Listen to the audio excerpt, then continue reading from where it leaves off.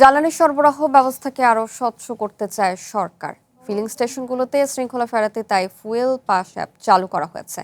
বাধ্যবাধকতা থাকলেও এই নির্দেশ কঠোরভাবে মানছে না ফুয়েল পাম্পগুলো। ব্যবসায়ী আকবর হোসেন ২০ দিন পর বাইকের জ্বালানি সংগ্রহ করতে এসে পড়লেন নতুন এক বিপত্তিতে। রাজধানীর আসাদগেট এলাকার তালুকদার ফিলিং স্টেশনটি ফুয়েল পাস ছাড়া কিছুতেই তাকে তেল দেবে না। অনুরোধ বিফলে গেলে তাৎক্ষণিকভাবে পাম্পে ঝোলানো নির্দেশনা অনুযায়ী ফুয়েল পাস অ্যাপে নিবন্ধন করে জ্বালানি সংগ্রহ করেন তিনি। কাগজের গাড়ির যে যা চাচ্ছে বিআরটি দিলে আপনার অটোমেটিক হয়ে যাচ্ছে, এটা কোনো অ্যাসেল নাই। আরেক ভুক্তভোগী মমিন মিয়া মোটরসাইকেল নিয়ে এসেছেন লক্ষ্মীপুর থেকে।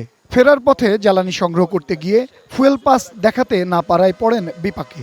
আরও দুটি পাম্পে গিয়েও একই প্রশ্নের মুখে পড়তে হয় তাকে।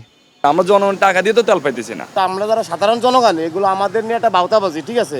দেশের জ্বালানি সরবরাহ ব্যবস্থাকে আরও স্বচ্ছ ও ফিলিং স্টেশনগুলোতে শৃঙ্খলা ফেরাতে ফুয়েল পাস সেবা চালু করেছে সরকার।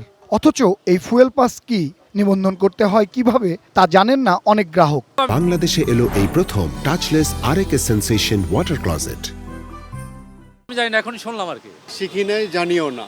এটুকুই বুঝছি যে ফুয়েল পাস নিতে হবে, কিন্তু কিভাবে নিব সেটা তো আমি বুঝিনি। তাদের সহযোগিতা করতে পাম্পগুলোতে রয়েছে জ্বালানি মন্ত্রণালয়ের মনিটরিং বিভাগের প্রতিনিধি। স্মার্টফোন না থাকলে কম্পিউটারের দোকান থেকে একইভাবে নিবন্ধন করে কিউআর কোডের প্রিন্ট কপি থেকেও জ্বালানি সংগ্রহ করতে পারবেন গ্রাহকরা। সবাই প্রয়োজন মাফিক জ্বালানি পাবে, এইটাই মূল উদ্দেশ্য ফুয়েল অ্যাপসে। এতে হবে কি, একটা আইডেন্টিফাই থাকলো, বিআইডি তো সুবিধা থাকলো, আর এই তেলের যে মিসইউজটা এটা থাকবে না। একবার তেল নিলে বোঝা যাবে যে পরবর্তীতে সে কবে নিছে। তবে এখনও পাম্পগুলোতে কঠোরভাবে মানা হচ্ছে না সরকারের নির্দেশনা। সংশ্লিষ্টরা বলছেন সঙ্গত কারণেই কাউকে কাউকে কিছুটা শিথিলতা দেখাতে হচ্ছে।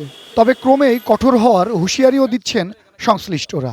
মানুষের বিপদ আপদ দেখন লাগে একটু। সৌরভ নূর, ওয়ান নিউজ, ঢাকা।